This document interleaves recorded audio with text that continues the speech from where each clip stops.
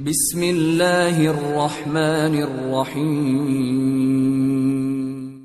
عوام میل و ٹیلوں کو خوب پسند کرتے ہیں۔ اس دن کی گڑ دوڑ میں شہباز اور حیدر علی کی وجہ سے انہیں ضرورت سے زیادہ لطف آیا، چنانچہ اس شب چھوٹے چھوٹے ہوٹلوں پر شہباز اور حیدر علی کا ذکر تھا۔ لوگ اس بات پر زیادہ حیران تھے کہ دوڑ جیتنے والے دونوں کم عمر نوجوان تھے۔ جب ان کا اس عمر میں یہ حال تھا تو پتہ نہیں وہ آگے چل کر کیا کیا کارہائے نمایاں انجام دیں گے۔ پھر عوام میں دوسرے دن ہونے والے شمشیر زنی کے مقابلے کا ذکر چھڑ گیا۔ ایک عام آدمی نے ٹھنڈا سانس لے کر کہا، اے کاش آج کی دوڑ جیتنے والے دونوں جوان کل کے مقابلے میں بھی شریک ہوں۔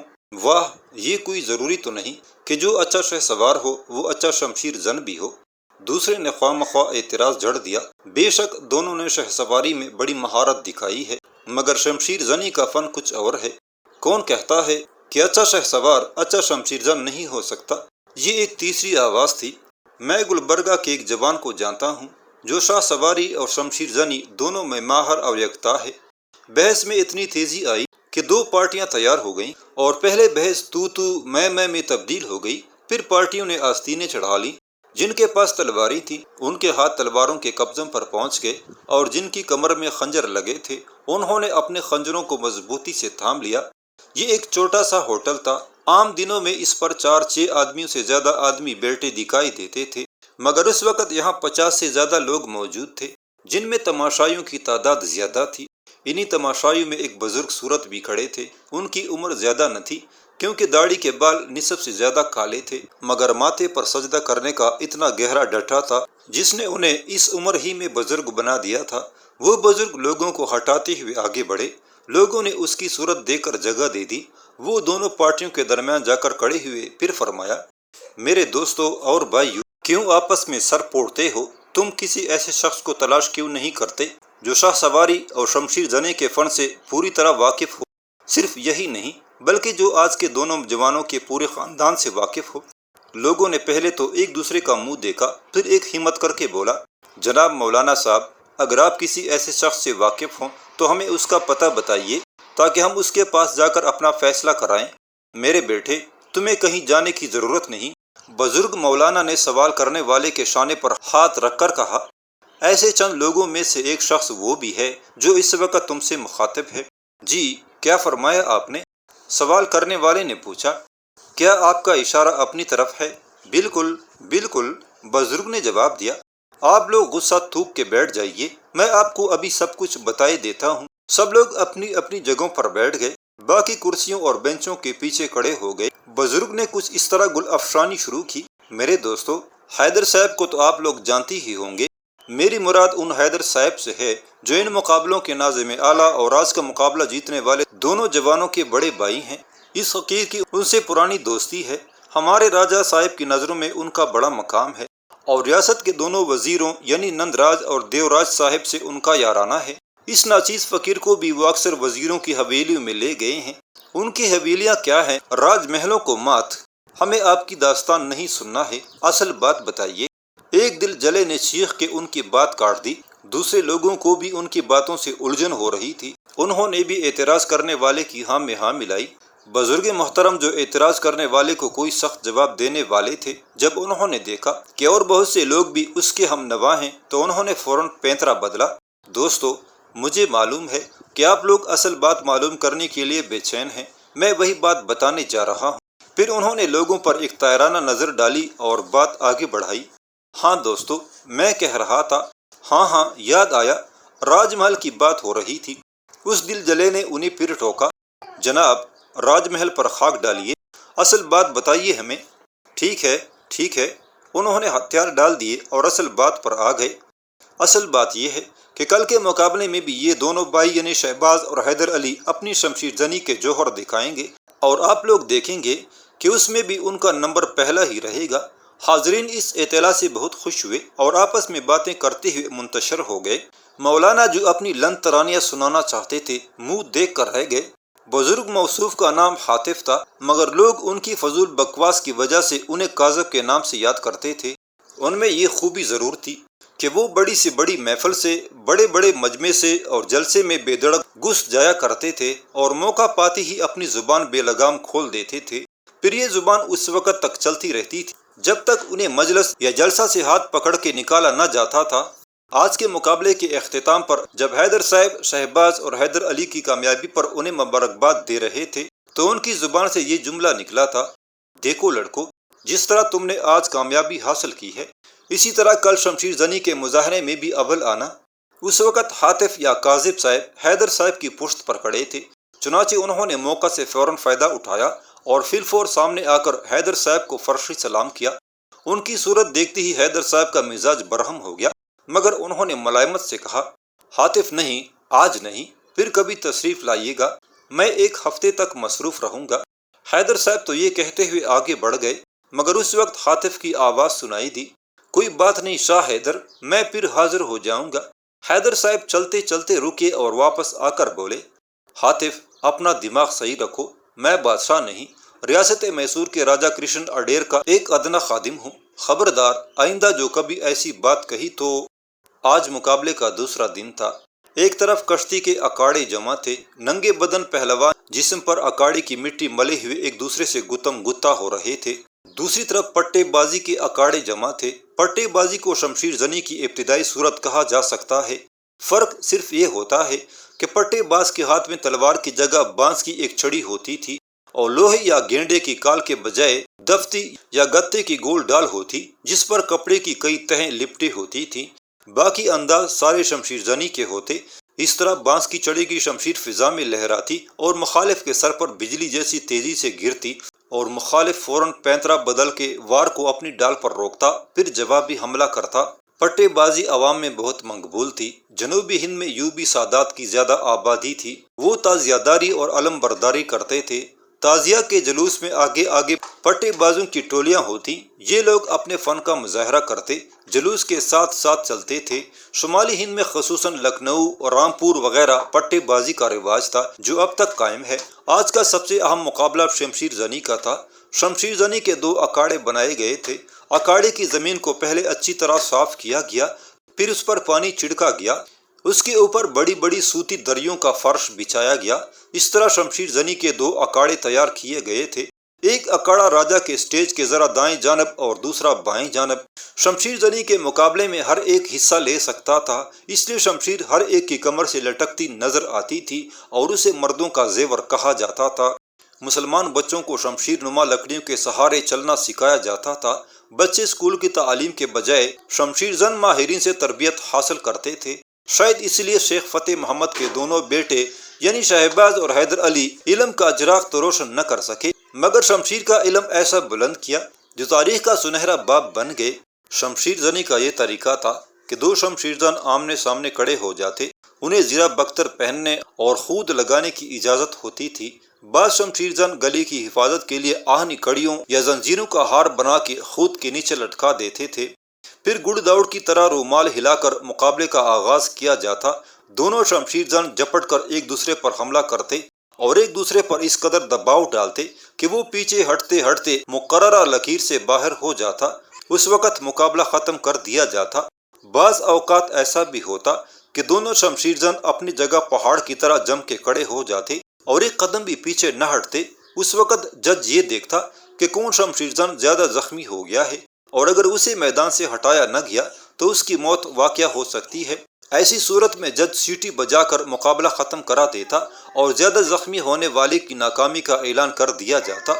آخر مقابلے کا اعلان ہوا۔ دو شمشیر زن آمنے سامنے کھڑے ہو گئے۔ یہ محض اتفاق نہ تھا، بلکہ حیدر صاحب نے جان بوجھ کے مقابلے کے دونوں مقامات پر شہباز اور حیدر علی کو الگ الگ مقابلے کا آغاز کرنے کے لیے کھڑا کر دیا تھا۔ ان مقابلوں میں دو شمشیر زن کامیاب قرار دیے جاتے جو سب سے زیادہ شمشیر زنوں کو شکست دیتے۔ شہباز اور حیدر علی دونوں کا لباس یکساں تھا، ان کے سر پر آہنی زنجیروں کا جالردار خود تھا اور جسم پر زیرہ بختر۔ دونوں جگہوں پر مقابلہ ایک ساتھ شروع ہوا۔ مقابلے سے پہلے شمشیر زنوں کے ناموں کا اعلان کیا گیا۔ اس وقت لوگوں کو معلوم ہوا کہ گڑ دوڑ جیتنے والے دونوں نوجوان شمشیر زنی کے مقابلوں میں شریک ہیں اور وہی مقابلوں کا آغاز کر رہے ہیں۔ شہباز اور حیدر علی دونوں کے مقابل دو مرہٹہ جوان تھے جو انعام کے لالچ میں آئے تھے۔ مقابلہ شروع ہوتے ہی شہباز اور حیدر علی نے اپنے مد مقابل کی تلوار سے تلوار ٹکرائی، مگر جب وہ تلواریں علیحدہ ہوئی تو دونوں مرہٹہ جوانوں کی تلواریں ان کے ہاتھ سے چھوٹ کر دور جا گریں۔ شہباز اور حیدر علی نے مرہٹہ جوانوں کی تلواریں الجھا کر اس انداز سے جھٹکا دیا تھا کہ تلواریں ان کے ہاتھ سے نکل گئیں۔ اس طرح شہباز اور حیدر علی نے اپنا مقابلہ جیت لیا۔ اس مقابلے کا فیصلہ اس قدر تیزی سے ہوا کہ عوام کی سمجھ میں ہی کچھ نہ آیا کہ کیا ہوا۔ انہوں نے تو بس یہ دیکھا کہ شہباز اور حیدر علی کے مد مقابل خالی ہاتھ کھڑے ہیں اور ان کی تلواریں دور جا گری ہیں۔ دوسرے مقابلے میں بھی شہباز اور حیدر علی کامیاب رہے۔ انہوں نے اس بار بھی اپنے مد مقابل کی تلواریں اپنی تلوار میں الجھا کر اسے دور پھینک دیا تھا۔ عوام شہباز اور حیدر علی کو پہلی بار کچھ زیادہ داد نہ دے سکے تھے، مگر اس بار ان دونوں نوجوانوں کے حق میں اس قدر نعرے لگے جیسے طوفان برپا ہو گیا ہو۔ تیسری اور چوتھی بار بھی شہباز اور حیدر علی نے اپنی اسی مہارت کا مظاہرہ کیا۔ پھر تو سٹیج کے اوپر بیٹھنے والوں یعنی مہارانی نندی اور راجا کرشن اوڈیر نے بھی شہباز اور حیدر علی کی تعریف میں زبان کھولی۔ رہے حیدر صاحب تو ان کی خوشی کا کوئی ٹھکانہ نہ تھا۔ اس کے بعد پھر اس مقابلے میں اس وقت اور زیادہ لطف پیدا ہو گیا جب شہباز اور حیدر علی نے اپنی اپنی ڈال الگ رکھ دی اور بغیر ڈال کے مد مقابل جو ڈال لیے ہوئے تھے اس سے مقابلے کا اعلان کیا۔ دونوں جوانوں کی اس جرأت مندانہ اعلان پر خوب شور ہوا اور ان کی تعریفوں کے پل باندھے گئے۔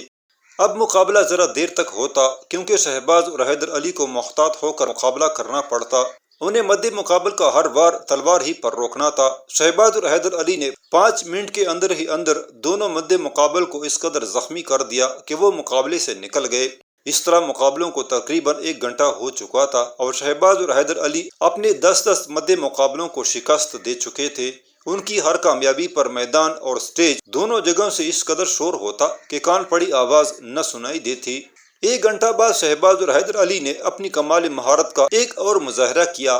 وہ اس طرح کہ انہوں نے اپنی سروں سے خود اتار دیے جس سے ان کے سر اور گردنیں دونوں غیر محفوظ ہو گئیں۔ یہ بڑا حوصلہ مند مگر انتہائی خطرناک اقدام تھا۔ حیدر صاحب کو یہ تو معلوم ہوا تھا کہ شہباز اور حیدر علی شمشیر زنی میں اس قدر ماہر ہو گئے ہیں کہ اب وہ بغیر ڈال کے لڑ سکتے ہیں، مگر انہیں یہ خبر نہ تھی کہ دونوں بغیر خود کے بھی بڑے سے بڑے شمشیر زن سے لڑ سکتے ہیں۔ عوام بھی نوجوان کے خود اتار دینے پر مسرت کے ساتھ ساتھ خوف میں مبتلا ہو گئے۔ انہوں نے سوچا کہ اس مقابلے میں حصہ لینے والے لوگ پوری تیاری کے ساتھ آئے ہیں، اس لیے ان سے ڈال اور خود سے آزاد ہو کر لڑنا کوئی عقل مندی کی بات نہیں۔ مگر یہ فیصلہ شہباز اور حیدر علی کا تھا، وہ ان کے فیصلے میں دخل اندازی نہ کر سکتے تھے۔ یہ مقابلہ شروع ہوا تو پورے میدان میں یوں سناٹا چھا گیا جیسے سرے سے وہاں کوئی فرد موجود ہی نہ ہو۔ مہارانی نندی اور اس کا لاپرواہ شوہر بھی یہ مقابلہ دیکھنے کے لیے سٹیج کے اوپر سے آگے کو جھک پڑے۔ میسور کے عوام جنہوں نے شہباز اور حیدر علی کو اپنا ہیرو تسلیم کر لیا تھا وہ ان دونوں کی زندگی اور کامیابی کی دعائیں مانگنے لگے۔ ہم مسلمان ہیں اور الحمدللہ ہمارا ایمان ہے کہ عزت اور ذلت صرف خدا کے ہاتھ میں ہے اور خدا ہر شخص کو وہی دیتا ہے جو اس کے خیال میں اس کے قابل ہے۔ بلا شبہ یہ مقابلہ بڑا سخت تھا۔ بغیر ڈال کے شہباز اور حیدر علی اپنے مقابل کو 5-7 منٹ میں شکست دے سکتے تھے، مگر اس مقابلے کو 8 منٹ سے زیادہ گزر چکے تھے اور اب تک فیصلہ نہ ہو سکا تھا۔ پھر اللہ تعالیٰ نے حیدر علی کو کامیابی عطا فرمائی، وہ بھی اس طرح کہ حیدر علی نے اپنے مقابل کو جھکائے دے کر اس کے شانے پر الٹا اور اس شدت کا وار کیا کہ اس کی تلوار مقابل کا شانہ کاٹتی ہنسلی تک پہنچ گئی۔ مقابل کا ہاتھ جھول گیا، تلوار اس کے ہاتھ سے چھوٹ گئی۔ پھر تو ایسا نعرہ بلند ہوا کہ جیسے آسمان ٹوٹ پڑا ہو۔ حیدر صاحب دوڑ کر حیدر علی کے پاس گئے اور اسے اپنے سینے سے لگا لیا۔ حیدر علی کی کامیابی کو ابھی چند ہی لمحے گزرے تھے اور حیدر صاحب حیدر علی سے جدا بھی نہ ہوئے تھے کہ عوام نے ایک اور نعرہ تحسین بلند کیا۔ حیدر صاحب نے پلٹ کر دیکھا تو ان کی آنکھیں حیرت سے پٹی رہ گئیں۔ حیرت کی بات یہ تھی کہ شہباز نے بھی اپنے مد مقابل کا الٹے ہی وار سے شانہ اس طرح تراشا تھا کہ تلوار اس کے ہاتھ میں لٹک کے رہ گئی تھی۔ اس کے ساتھ ہی مہارانی نندی نے چیخ کر حکم دیا مقابلہ فوراً بند کر دیا جائے۔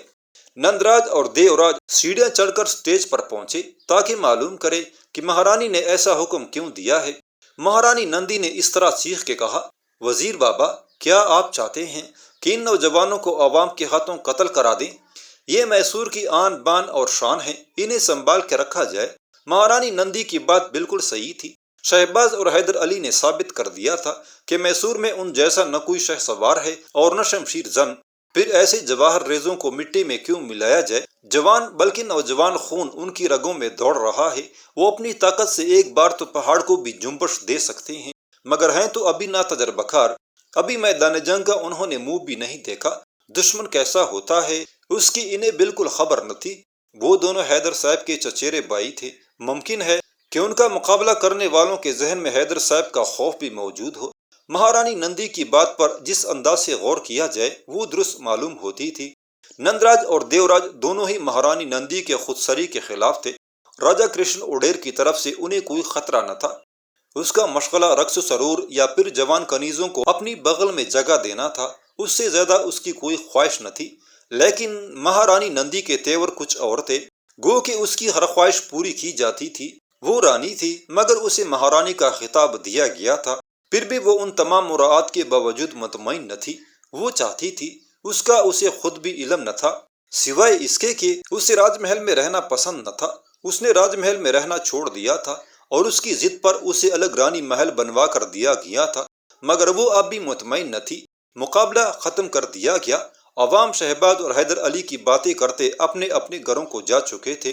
نندراج اور دیوراج ایک ہی محل میں رہتے تھے، یعنی ان دونوں کا 24 گھنٹے کا ساتھ تھا۔ اس رات جبکہ حیدر صاحب نے اپنے بھائیوں کی کامیابی کی خوشی میں دوستوں کو دعوت دی تھی اور وہ ان کے درمیان بیٹھا شہباز اور حیدر علی کی تعریف میں زمین آسمان کے کلابے ملا رہا تھا، اس وقت وزیر برادران ایک خاص الجھن میں گرفتار تھے۔ بات یہ تھی کہ مہارانی نندی نے نندراج کو رانی محل میں فوراً طلب کیا تھا۔ اب نندراج اور دیوراج اس پریشانی میں مبتلا تھے کہ مہارانی نے نندراج کو کیوں طلب کیا ہے اور آیا اسے رانی محل میں تنہا جانا چاہیے یا نہیں۔ مہارانی کی خاص ملازمہ جو مہارانی کی رازدار سہیلی بھی تھی، اسے یہ کہہ کر واپس کر دیا گیا تھا کہ نندراج ذرا دیر بعد راج محل پہنچ جائیں گے۔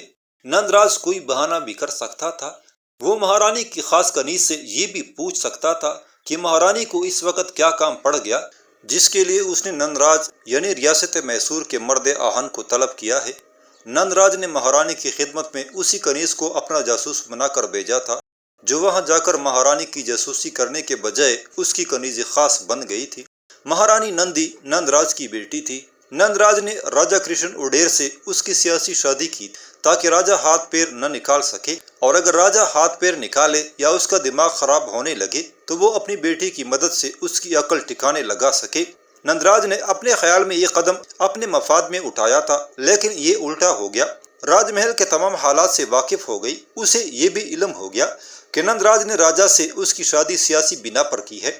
اس انکشاف نے اسے نندراج سے باغی کر دیا۔ مہارانی نندی کو ہر قسم کا عیش و آرام میسر تھا، پھر بھی وہ اقتدار حاصل کرنے کے لیے بے چین رہتی تھی۔ وہ نندراج کے اختیارات سے واقف تھی اور جانتی تھی کہ نندراج کی دشمنی اسے بہت مہنگی پڑے گی۔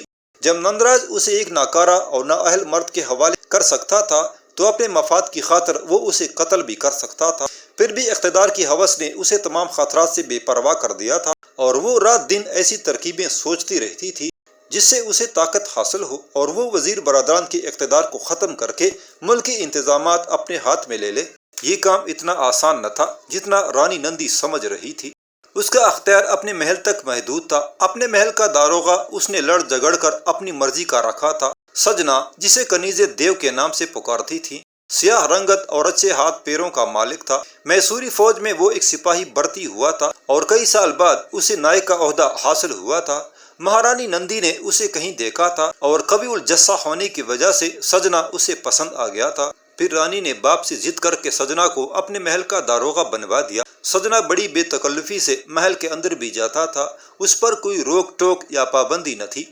کنیزیں اور دوسرے غلام اس سے سہمے سے رہتے تھے کہ وہ محل کا داروغہ ہونے کے علاوہ مہارانی نندی کا منہ چھڑا غلام تھا۔ کنیزیں دبی زبان سے کہتی تھی کہ سجنا کو مہارانی کی خوابگاہ کے ارد گرد گھومتا ہوا دکھایا گیا ہے۔ مہارانی کی کنیز خاص سورج مکھی دراصل نندراج کی جاسوس تھی جسے اس نے مہارانی کی جاسوسی پر مقرر کیا تھا، لیکن مہارانی نے اس پر انعام و اکرام کی بارش کر کے اسے اپنا ہم نوا بنا لیا تھا۔ اب وہ مہارانی کی رازدار سہیلی تھی۔ پھر ایک دن ایسا ہوا کہ سورج مکھی اور سجنی میں چھل گئی۔ سجنی کو اپنی داروغی اور مہارانی کی حمایت کا عزم تھا، اس لیے اس نے یہ جاننے کے باوجود کہ سورج مکھی بظاہر مہارانی کی کنیز مگر دراصل وہ نندراج کی جاسوس ہے، سجنا نے سورج مکھی کو دوسری کنیزوں کے سامنے اس قدر ذلیل کیا کہ وہ رو پڑی۔ وہ سجنا کا کچھ نہیں بگاڑ سکتی تھی۔ مہارانی سے سجنا کی شکایت کرنا دیوار ہے سر پھوڑنے کے مترادف تھا۔ اس وقت تک وہ خون کے گھونٹ پی کر رہ گئی، مگر اس کے دل میں سجنا کی طرف سے گرا پڑ گئی۔ چند دن بعد سورج مکی نے مہارانی سے اس کے پاس جانے کے لیے چھٹی مانگی۔ اس کی ماں سرنگا پٹنم کے شہر میں رہتی تھی۔ مہارانی نے اسے چھٹی دے دی۔ اس چھٹی کے دوران سورج مکی اپنے پرانے آقا کے پاس پہنچی اور اشاروں کنایوں میں سجنا کے بارے میں لگائی بجائی کی۔ مالک، آپ نے سجنا کو داروغہ بنا کر اچھا نہیں کیا۔ سورج مکی نے بات چھیڑی۔ نندراج نے اسے چونک کر دیکھا۔ سورج مکی کھولے لفظوں میں سجنا کی غیبت پر آمادہ تھی اور چالاک نندراج یہ سوچ رہا تھا کہ اس سے باغی ہونے والی یہ کنیز آج رانی محل کے داروغہ کی شکایت کیوں کر رہی ہے۔ جو کچھ کہنا ہے کھل کے کہو سورج مکی، نندراج نے سخت لہجے میں کہا، مگر یہ یاد رکھ کہ تو نے اپنا وقار میری نظروں میں کم کر دیا ہے۔ مالک، میری طرف سے دل صاف کر لیجئے، سورج مکی نے جرأت سے کہا۔ میری طبیعت ایسی نہیں کہ آپ کو خوش کرنے کے لیے جھوٹی اور من گڑت باتیں آپ تک پہنچایا کروں۔ میرے خیال میں یہ خبر اہم تھی، اس لیے آپ تک پہنچا دی۔ ٹھیک ہے، نندراج نے اسے طرح دی۔ اب بتاؤ سجنا کا کیا حال ہے؟ سورج مکی نے کچھ سوچ اور کچھ جھوٹ ملا کر سجنا کی خوب برائیاں کی۔ نندراج نے اس کی باتیں بڑی بے دلی سے سنی، شاید اس لیے کہ اسے ان باتوں کا علم دوسرے ذرائع سے ہو چکا تھا۔ وہ اپنی بیٹی کی آزاد خیال اور بے محابہ بے باکی کو خوب سمجھتا تھا، اس لیے اسے یہ خبر کچھ زیادہ متاثر نہ کر سکی۔ کیا مہارانی پر ریاست کا کوئی اور کارندہ بھی آتا ہے؟ نندراج نے یوں ہی پوچھ لیا۔ سورج مکی فوراً سمجھ گئی کہ نندراج نے اس کی بات کو ذرا بھی اہمیت نہیں دی، اس لیے اس شاطر کنیز نے فوراً پینترا بدلا اور سنبھل کے بولی، مالک، رانی محل پر ابھی تک کوئی اہم آدمی تو نہیں آیا، لیکن ایک شخص کا نام مہارانی اور سجنا کی گفتگو میں اکثر سنا جاتا ہے، شاید کوئی فوجی افسر ہے وہ۔ فوجی افسر کے نام پر نندراج گھبرا گیا۔ کیا نام ہے اس کا؟ تم نے یاد نہیں رکھا اس کا نام؟ مالک، مجھے ٹھیک سے تو یاد نہیں۔ سورج مکی پیشانی پر انگلیاں رکھے بولی، اس کا نام گھنشام نہیں، گنگا رام ہے اس کا نام۔ گنگا رام کے نام پر نندراج اچھل پڑا۔ گنگا رام؟ نندراج نے حیرت اور پریشانی سے کہا۔ ٹھیک ہے، کیا اس کا نام گنگا رام ہے؟ مالک، مجھے تو یہی نام یاد پڑتا ہے۔ سورج مکی نے سوکھے منہ سے کہا، کیا اس نام کا کوئی آدمی ہماری فوج میں ہے؟ اس نے بات کو طول دینے اور الجھانے کے لیے نندراج سے الٹا سوال کر دیا، اری پگلی، تو مہارانی نندی کی خاص کنیز ہے اور اتنا بھی نہیں جانتی؟ نندراج نے محبت کے انداز میں اسے ڈانٹا۔ گنگا رام میسور کے لشکر کا فوجدار ہے۔ ہائے رام، فوجدار ہے وہ؟ سورج مکی نے کمال ہوشیاری سے حیرت کا اظہار کیا۔ پھر تو مالک، دال میں کچھ ضرور کالا ہے۔ سجنا ہفتے میں ایک بار اس سے ملنے ضرور جاتا ہے۔ اچھا، میں دیکھوں گا دونوں کو۔ نندراج نے فیصلہ کن انداز میں کہا، اب تم جا سکتی ہو، ہم تمہارے شکر گزار ہیں۔ نندراج ایک نئی الجھن میں پھنس گیا تھا۔ وہ سجنا کی طرف سے قطعی فکر مند نہ تھا، اس لیے کہ رانی نندی کے سجنا سے جائز یا ناجائز کسی طرح کی بھی تعلقات میسور کی ریاست پر اثر انداز نہ ہوتے تھے۔ ریاست کا مطلب خود اس کا اپنا اقتدار تھا، مگر سورج مکی کی زبان سے گنگا رام کا تذکرہ خطرے کی گھنٹی تھی۔ لطف کی بات یہ تھی کہ گنگا رام بھی نندراج ہی کا پروردہ تھا اور نندراج نے میسور کی فوج پر بالواسطہ قبضے کے لیے گنگا رام کو آگے بڑھایا تھا اور وہ اس وقت میسور کا فوجدار تھا۔